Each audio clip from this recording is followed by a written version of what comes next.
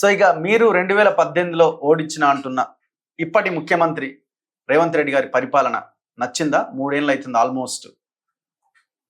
కాంగ్రెస్ పాలన, రేవంత్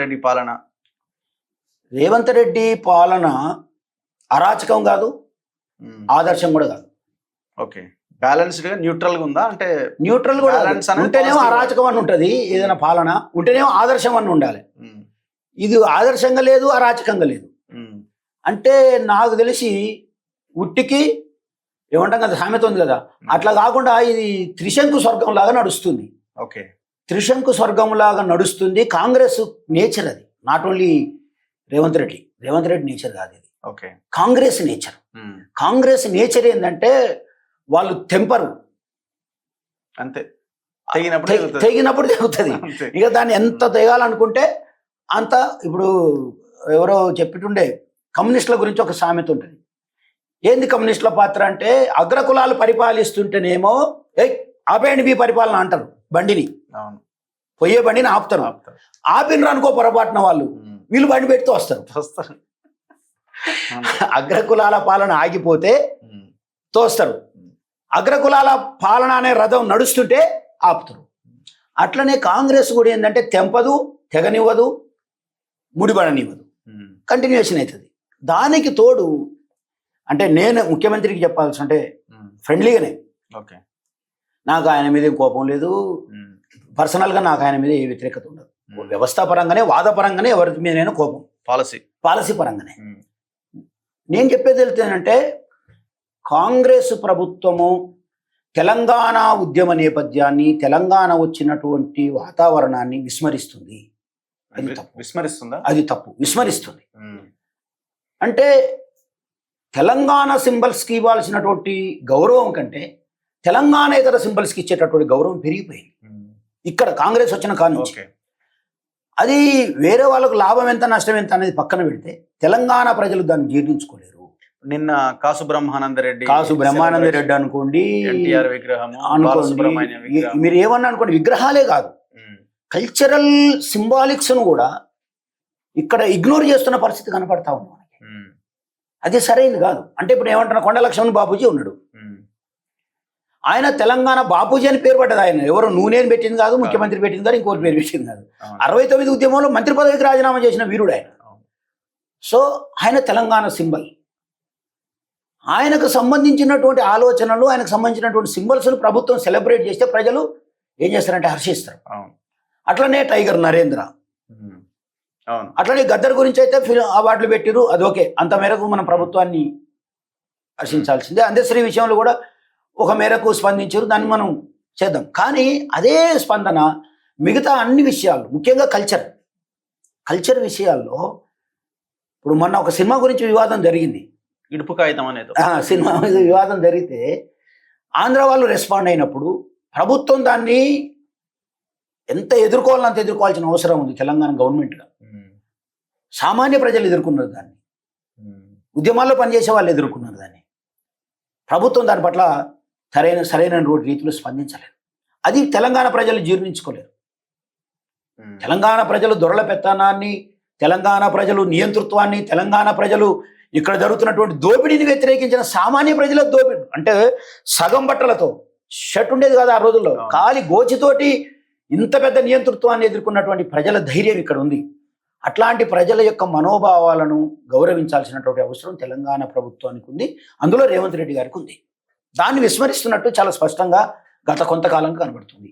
ఇదే కొనసాగితే మరలా తెలంగాణ మీద ఆంధ్ర ప్రాంతపు పెత్తందారుల, ప్రజల కాదు, ఆంధ్ర ప్రాంతపు పెత్తందారుల పెత్తనం వల్ల నియంత్రణ కొనసాగే అవకాశం ఉంది.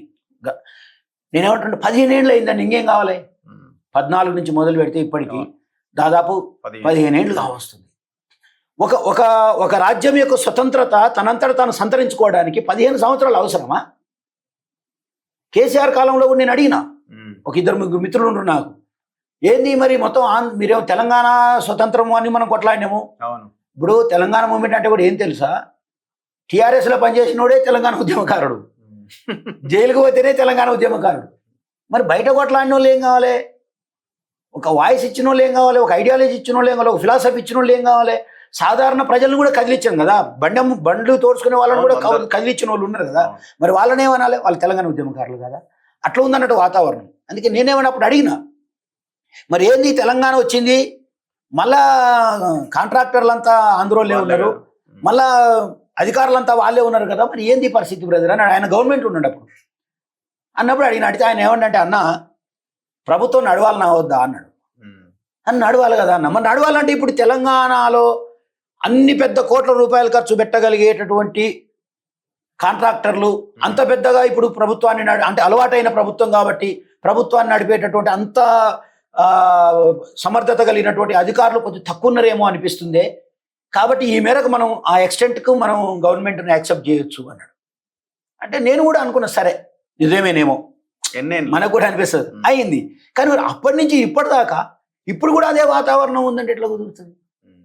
తప్పు కదా అది. ఇప్పుడు ఏంటి ఈ సిచ్యువేషన్ మారాలి అంటే ఎట్లా? ఇది ఆల్టర్నేట్ తప్ప ఇంకొక అవకాశం లేదా? ఏమైనా ఆల్టర్నేట్ కనిపిస్తుంది? ఆల్టర్నేట్ ఉంది. ఆల్టర్నేట్ లేకుండా ప్రతిదానికి ఆల్టర్నేట్ ఉంటుంది, గుర్తుపెట్టుకోండి. ఆల్టర్నేట్ లేకుండా ఉండదు. కాకపోతే గవర్నమెంట్, ఇప్పుడు ఉన్నటువంటి గవర్నమెంట్ పనిచేస్తున్న తీరు చేయాల్సిన తీరు కంటే అధ్వానంగా ఉంది. ఓకే, మంత్రుల మధ్యన సమన్వయం లేదు. ఇప్పుడు ఉదాహరణకి మందుల సామేలు సంఘటన మీరు చూస్తున్నారు. ఒక మంత్రి ఒక ఎమ్మెల్యే పట్ల స్పందిస్తున్న తీరు ఎంత దారుణంగా ఉంది. అది వేరే పార్టీ ఎమ్మెల్యే కాదు, ఆయన సొంత పార్టీ ఎమ్మెల్యే, సొంత పార్టీ ఒక రిజర్వ్డ్ స్థానంలో గెలిచిన ఒక ఎమ్మెల్యే, ఆయనకు తెలవకుండా ఒక మంత్రి తమ్ముడు, మంత్రి ఆయన కూడా అక్కడ పోయి పెత్తనం చేయాల్సినటువంటి పరిస్థితి వచ్చిందంటే అది ఇంకొక దగ్గర సాధ్యం కాదు, ఓన్లీ కాంగ్రెస్లోనే సాధ్యమవుతుంది. అది అర్థమైందా? సరే, సామేలన్న దానికి ధీటుగా స్పందించడు, ఒక కొట్లాడుతున్నాడు, అదొక విషయం. అయితే కాంగ్రెస్లో ఈ సమన్వయం ఉండదు. కాంగ్రెస్లో ఈ గ్రూప్ రాజకీయాలు ఎక్కువ ఉంటాయి. అసలు ఇప్పుడు తగ్గింది. ఇక గతంలో అయితే ఇంకా వేరే ఘోరంగా ఉండేది. నాకెవరో చెప్పారు, ఒక ముఖ్యమంత్రి గెలిచి వస్తే ఆయన is belongs to schedule caste, మిగతా మంత్రులు ఎవరు లేవకపోయేదట ఆయన వచ్చినా కూడా. ముఖ్యమంత్రికే మంత్రులే లేవని పరిస్థితి ఉండేదట. అంటే కాంగ్రెస్కు ఈ నేచర్ ఉంది. అయితే ఆ నేచర్ 100% రేవంత్ రెడ్డికి వచ్చింది. కాంగ్రెస్ నేచర్ యాజ్ ఇట్ ఈస్గా అడాప్ట్ చేసేసుకున్నాడు. అంటే సహజంగానే రెడ్లకు వస్తుంది అది. ఎందుకంటే కాంగ్రెస్ అనేది రెడ్ల కొంత, ఎందుకంటే దశాబ్దాలుగా వస్తుంది కదా వాళ్ళకి అది. కాబట్టి అటు అడాప్ట్ చేసుకుంటారు వాళ్ళు కాంగ్రెస్ను ఈజీగా. బీజేపీ నుంచి వచ్చిన రెడ్డి కాంగ్రెస్లో ఈజీగా మింగిల్ కాగలుగుతాడు. ఓకే, ఎందుకంటే వాళ్ళ లైనే కాబట్టి. బీఎస్పీ నుంచి వచ్చిన రెడ్డి కూడా మింగిల్ కాగలుగుతాడు కాంగ్రెస్లో, అర్థమైందా? సో అట్లా టీడీపీ నుంచి వచ్చిన రెడ్డి కూడా మింగిల్ కాగలుగుతాడు. కాంగ్రెస్కు రెడ్లను ఓన్ చేసుకునే నేచర్ మొదటి నుంచి ఉంది. అయితే అడిషనల్గా ఇప్పుడు రేవంత్ రెడ్డి చేస్తున్నటువంటి దీనికి అడిషనల్గా కొత్తగా అడాప్ట్ చేసుకున్న దుర్మార్గం ఏంటంటే ఆంధ్ర పాలకుల యొక్క విధానాన్ని అడాప్ట్ చేసుకోవడం. ఇప్పుడు ఇది బీజేపీకి దగ్గరగా ఉన్నాడని, చంద్రబాబు నాయుడు లైన్లో నడుస్తున్నాడని, ఇవన్నీ మీరు విశ్వసిస్తున్నారా? ఇవన్నీ ఈ లైనే కనబడుతున్నదా మీకు కూడా? అంటే చంద్రబాబును విశ్వసిస్తున్నాడు అంటే, చంద్రబాబును విశ్వసించడం అనే మాట వేరే. ఆయన లైన్ ని తీసుకుంటున్నాడు, ఆయన లైన్ తీసుకుంటుండు అనేది అక్కడక్కడ కనిపిస్తుంది. దాన్ని మనం తోసిపుచ్చకూడదు. తెలంగాణ మేలు కోరుకునే ప్రజలంగా, తెలంగాణ మేలు కోరుకునేటటువంటి అంతో ఇంత జ్ఞానం ఉన్న మనుషులుగా మనం తోసిపుచ్చలేము. ఖచ్చితంగా చంద్రబాబు విధానాలను కొన్నింటిని ఇక్కడ అనుసరిస్తున్నటువంటి పరిస్థితి మనకు కనబడతా ఉంది. అది ఎంత మాత్రము అడ్వైజబుల్ కాదు. ఎందుకంటే తెలంగాణలో చంద్రబాబును అస్సలు అంగీకరించరు ప్రజలు, అస్సలు అంగీకరించరు. ఆ విధానానికే వ్యతిరేకం ఇక్కడ ఉన్న ప్రజలు. ఇక్కడ తెలంగాణ వచ్చిన తర్వాత కొంతమందిని పోటీ చేపించింది చంద్రబాబు, మీరు చూసారు కదా, డిపాజిట్లు గలంతైనాయి. కాబట్టి ఏంటంటే ఆ నియంతృత్వ విధానాలను ప్రజలు కోరుకోరు. ఆంధ్రాని కాదు, ఇక్కడ ఎన్టీ రామారావు నువ్వు మరి ఆస్వాదించలేదా? ఎన్టీ రామారావు గారు రాజకీయాల్లోకి వచ్చి పార్టీ పెడితే ఆంధ్ర కంటే తెలంగాణలో ఎక్కువ ఆయనకు ఆహ్వానం పలికిరు. కాబట్టి ఇక్కడ చంద్రబాబు విధానాలు వేరే, అట్లాగే ఇక్కడ జరుగుతున్నటువంటి కాంగ్రెస్ విధానాలు వేరే. మోదీ లైన్లో ఏమైనా ఉన్నాడా? అట్లా ఏమైనా అనిపిస్తున్నదా? ఆయన బేసిక్ ఆర్ఎస్ఎస్ క్యాండిడేటే కదా. ఏబీవీపీ ఇప్పుడు ముఖ్యమంత్రి సకల కళా వల్లప్పుడు అంతేనా? ఒకవైపు బీజేపీ, ఒకవైపు చంద్రబాబు, ఒకవైపు కాంగ్రెస్. వీటన్నిటికి మించితే సొంత పార్టీలో ఉన్నటువంటి కుంపట్లు. కోమటిరెడ్డి వెంకటరెడ్డి నేను ముఖ్యమంత్రిని కావాలంటాడు, ఉత్తమ్ కుమార్ రెడ్డి ముఖ్యమంత్రి కావాలంటాడు, అంతో ఇంత మన బట్టి విక్రమార్క కూడా నేను ముఖ్యమంత్రి కావాలని ఎవరికి ఉండదు కోరిక, అందరికి ఉంటుంది అనుకో. ఆయన కావాలని కోరుకుంటాడు. ఈ కుంపటి ఇట్లు ఉండంగా ఇప్పుడు ఈయనకి ఇవన్నీ అడాప్ట్ అయినటువంటి పరిస్థితి కనిపిస్తూ ఉంది. కానీ మొత్తంగా ఓవరాల్గా చూస్తే కాంగ్రెస్ పరిపాలన అనేది ప్రస్తుతం ఉన్న పరిస్థితుల్లో అధ్వానంగానే ఉంది. సో మరి ఇది ఎవరికి అడ్వాంటేజ్ అవుతుందో మరి? మళ్ళీ బీఆర్ఎస్కి అడ్వాంటేజ్ అవుతుందా, మళ్ళీ కేసీఆర్కి? అసలు నేను ఇంట్లో కూర్చున్నా నేనే ముఖ్యమంత్రిని, సింహం సేఫ్గా అట్లా ఉన్నది అంటే ఇప్పుడు నేను అనేది ఏంటంటే రావు గోపాలరావు కంటే కోట శ్రీనివాసరావు బెటర్ అనుకోలేము, కోట శ్రీనివాసరావు కంటే రావు గోపాలరావు బెటర్ అని మనం అనుకోలేము. విలన్లే, ఇద్దరు విలన్లే ఉంటారు. సో ఏ విలన్ మంచివాడు అనుకుంటే ఇక దానికి ఆన్సర్ ఏం చెప్తాం? విలనే కదా ఇద్దరు. ఏ విలన్ మంచివాడు అని అనుకోలేం కదా. కాబట్టి